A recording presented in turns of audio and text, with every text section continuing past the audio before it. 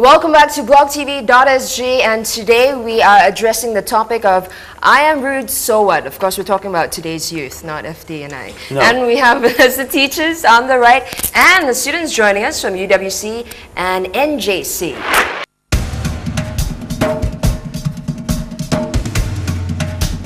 Okay, so students, what do you think about what's been said so far? I think there could be an apparent miscommunication between youth of our generation and of our parents' generation or of people who are older than us, because we have our own set of so-called communication rules and they have their own set. And of course there's this thing known as generally socially accepted etiquette. But to impose archaic rules on us and say that this is the standard or else you'll be rude, I think it's quite unnecessary when we are communicating with ourselves, because we have our own set of rules and we don't feel that we are rude to each other when we communicate within that sphere. Do you think the youth of today are rude? I kind of agree that, yeah, today youths are really rude.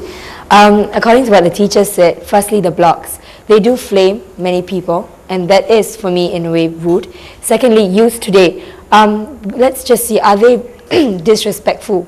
As a youth, I have to say sometimes I am, especially to my parents. I guess you have that instinct to, because as I have fought with my parents many times over trivial matters, or yeah, be it serious, but I guess sometimes it's the fact that we want to be independent and we don't want to follow what our parents say. So because of that, we tend to follow our own set of rules, which our parents can view as not being right. Every relationship that we have with our parents is individual, and I think that we're making a gross generalization to say that youth of today are rude. I mean, that's implying that adults of today are respectful, and I don't think that you can say something like that. Interesting point. I think this idea of wanting your own individual style isn't just unique to youth of this generation. Because even Socrates, right, going back to ancient Greece, he complained about young people not respecting their elders and having degenerate morals. Then you yourself, FD, on your profile on the blogtv.sg blog, called your youth wild. And now you're talking about our youth. So maybe this is something that's it happens in youth in general, that the older generation might always think this way. Yeah, but for me, wild was staying out till 7 o'clock. It was different. We've got someone in the audience who wants to say something. Often being told by our parents, okay, don't be rude, always say your P's and Q's before, and always be respectful to your elders. But youth today are so well learned. We know so much more than the elder generation does. And so therefore, I think now we not only want to just be told by our parents, don't be rude, but we also want to know why. Why do we not have to be rude? You have to be told why not to be rude? I think youth just need, they need to know why. So I have to explain to my daughter why she needs to say please and why she needs to say thank you. Teachers, what do you think? I think on the note that they have more access to information actually does empower them to be more knowledgeable in many of the areas than the parents, and that gives them some kind of superiority complex over them, and so they can have their way and say, hey, I know this, you don't, what do you know about this thing? Right. And hence I get a feeling that it's this kind of attitude that's being portrayed, and because I know this, you don't know this, so shut up. Actually, for parents to be able to call the youth rude, it would imply that they would do things differently, or they want things to be done differently, but they've never been youth in the exact circumstance that we are youth today. And I think that becomes different, going all the way back to Socrates, youth there, what have you got as a youth? Our parents, when they were youth, what did they have? And right now, we've got this new wonder of technology, of phones, of text messaging, of the actual ability to be able to blog. And this is how we are, we're responding to that. Whereas parents can say this is the wrong way to respond, but they've never had the opportunity to show how they would respond in the circumstance. So I think that's a different issue as well. I think we're a little bit fixated on the technology thing, the mobile phone, because, okay, it's rude if I am talking to you and you're texting a mobile phone, right? 40 years ago, it would still have been rude if I was talking to you and you're reading a book. Okay, so it's not about the phone that makes us rude, it's just about how you relate to people and accept that when someone is talking to you that you're going to give them your full attention.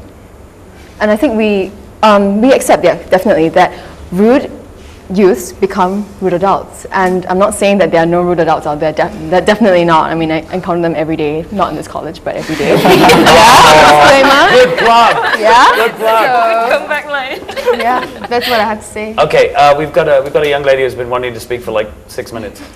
I think we should appreciate the fact that youth, whether they're being polite or they're being rude, do have the ability to be more expressive, and society in general can see the way you feel and deal with that openly and use this as a positive form of communication. Very interesting, thank you very much. With the paddles, do you think the youth of today have lost the ability to communicate up, up, up, up, up? I see a lot of reds. I think in previous years, maybe in our parents' generations, youths would be less willing to sit down with an adult and voice their concerns or voice things that they feel would lead to them being passed judgment on or something like that.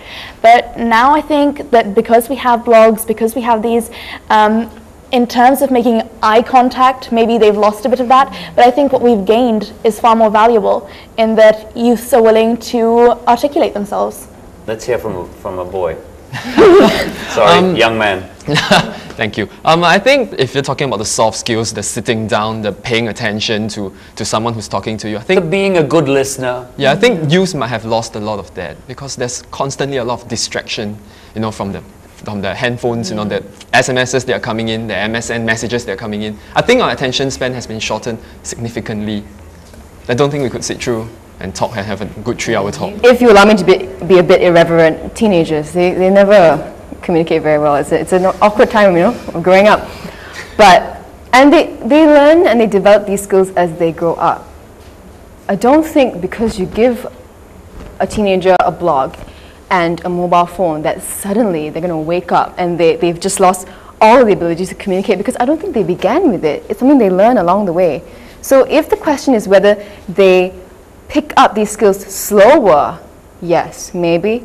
And you can say it definitely is a skill. I've seen people who are talking with their guild leader on World of Warcraft while at the same time having a conversation in an MSN window and messaging someone on their cell phone. It takes skill. That's because they're alien. They're alien. That's what it is. They're alien. I don't know what skill, but we're faced with 4 incredibly articulate young people before us who certainly have not lost their communication skills, and the audience today, who I think are just testament to the fact that they really are an outstanding generation. What I do think is that with the technology that they have at their disposal, the communications or the rudeness that comes out is seen by many, many more people and can potentially hurt and damage many, many more people. And therefore there's much more responsibility that comes with that. We're going to take a commercial break. When we come back, we've spoken to teachers, we've spoken to students. What do parents have to say? Don't go anywhere.